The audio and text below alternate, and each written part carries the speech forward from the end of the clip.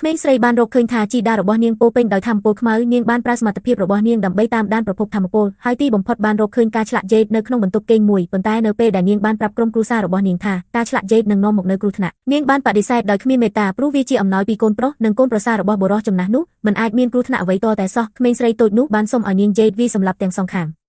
តបស្នងការខាតបង់$10 លានដើម្បីបញ្ជាក់ថានាងពិតជាត្រូវក្មេងស្រីយកបំណែកក្បែរផើងផ្កាតែរុក្ខជាតិបានក្រៀមស្វិតភ្លាមនៅពេលនេះទីបំផុតពួកគេដឹងរឿងធ្ងន់ធ្ងរធ្វើឲ្យគូស្នេហ៍ស្លេកស្លាំងរត់គេចខ្លួនទាំងភ័យតក់ស្លុតតែមិនបានសម្រេចប៉ុន្មានថ្ងៃក្រោយមកបែរជានាំក្មេងស្រីចម្លែកម្នាក់មកវិញដោយអះអាងថាជាចៅស្រីពិតហើយថែមទាំងចាប់ដៃក្មេងស្រីរងគ្រោះថែមទាំងចាប់ដៃម្ដាយក្មេងស្រីរងគ្រោះទៅវិញរូបថតនោះបានយកមកវិញដោយស្វ័យប្រវត្តិបន្ទាប់មកនាងបានកាត់បាតដៃខ្លួនឯងហើយបាតដៃបុរសនោះឈាមពីដំណក់បានហោះទៅលើអាកាសហើយបញ្ចូលគ្នាយ៉ាងល្អឥតខ្ចោះភ្លាមនោះទីបំផុតក៏ទម្លាក់លើសម្លៀកបំពាក់បុរសនៅពេលនេះបុរសនោះបានយកខ្សែក្រវ៉ាត់ជេតដែលក្មេងស្រីនោះបោះចោលលើដីរួចដេញវាចេញមួយសន្ទុះក្រោយមកម្ដាយរបស់ក្មេងស្រីតូចបានបង្ហាញខ្លួននិងលាតត្រដាងការพูดកុហកទាំងអស់ដើម្បីឲ្យលោកតាយល់ការពិតនិងការពិតអំពីលោកតា